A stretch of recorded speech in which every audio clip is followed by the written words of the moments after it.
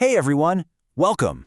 Today, we're going to peel back the layers on the science of seeing.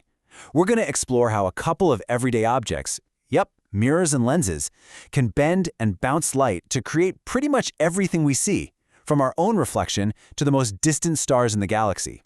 So let's just kick things off with a question. Have you ever wondered why your reflection in the bathroom mirror is a perfect, one-to-one copy of you, but then the image you see in a funhouse mirror is all stretched and shrunken and totally distorted?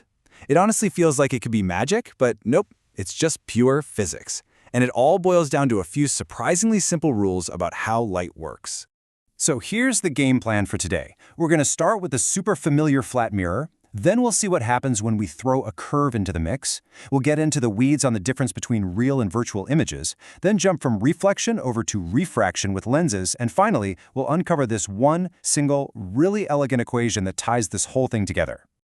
All right, let's dive right in. We're going to start with the most basic optical instrument there is, something we all use every single day, the good old flat mirror.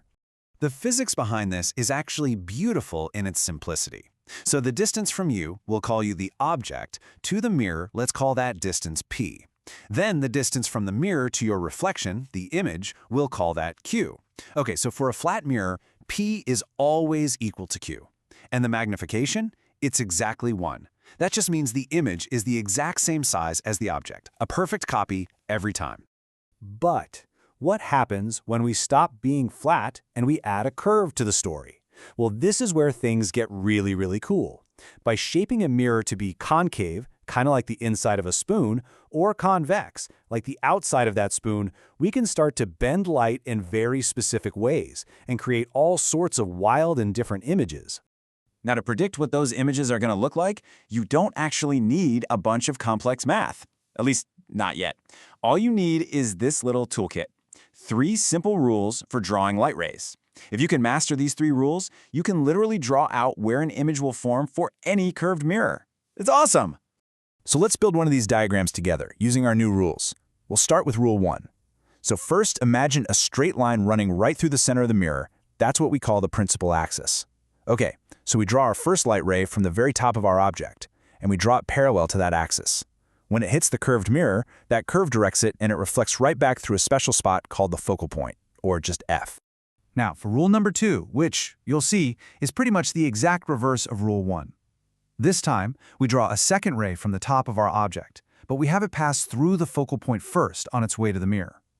When this ray hits the mirror, it bounces off perfectly parallel to the axis. And hey, you can already see where our 2 reflected rays are starting to cross.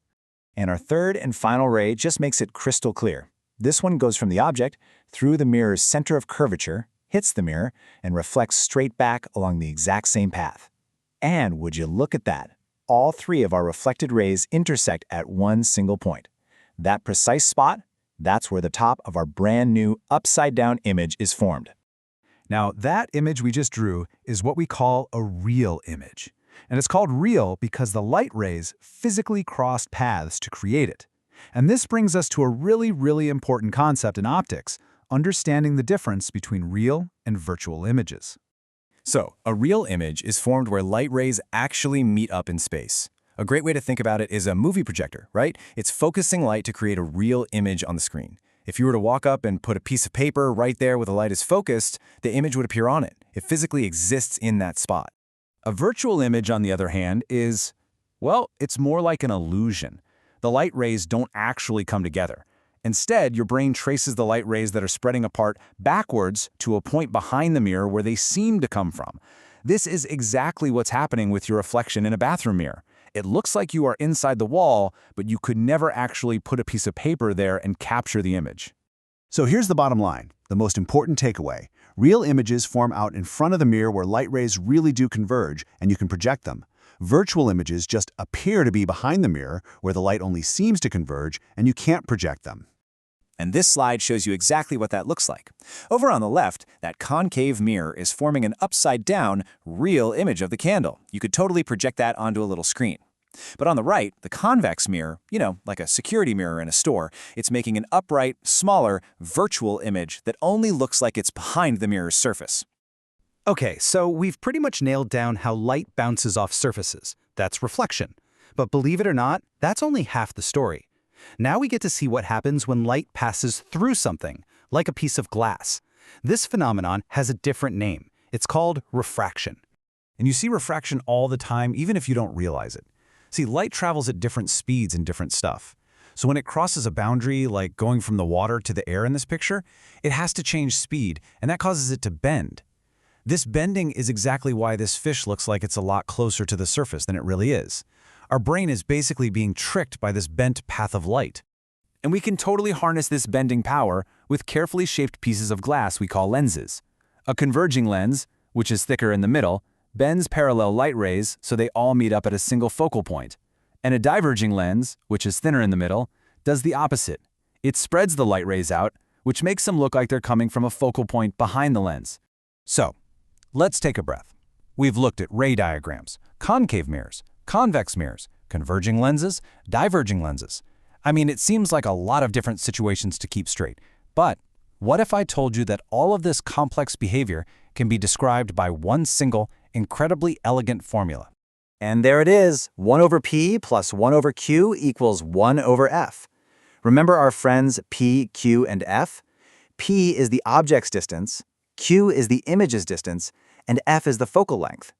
This single, super powerful relationship works for both mirrors and thin lenses.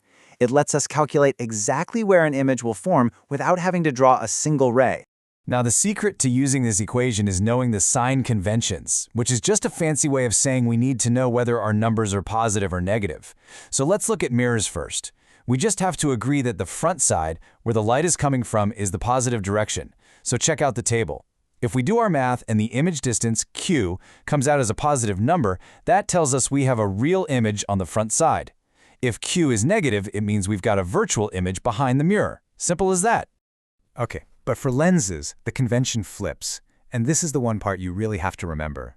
Because light passes through a lens, a real image forms on the back side of it. So for lenses, a positive q value actually means you have a real image on the back. And a negative q value? That tells you there's a virtual image on the front side, same side as the original object. It's pretty much the reverse of what we just saw with mirrors. So, when you really think about it, whether it's a microscope showing us a hidden world of tiny cells or a massive telescope peering into galaxies billions of light years away, all of that technology is built on these same basic principles of reflection and refraction. Just a few simple rules that let us take command of light, create images, and see way, way beyond the natural limits of our own eyes. It really makes you wonder, doesn't it? What will we see next?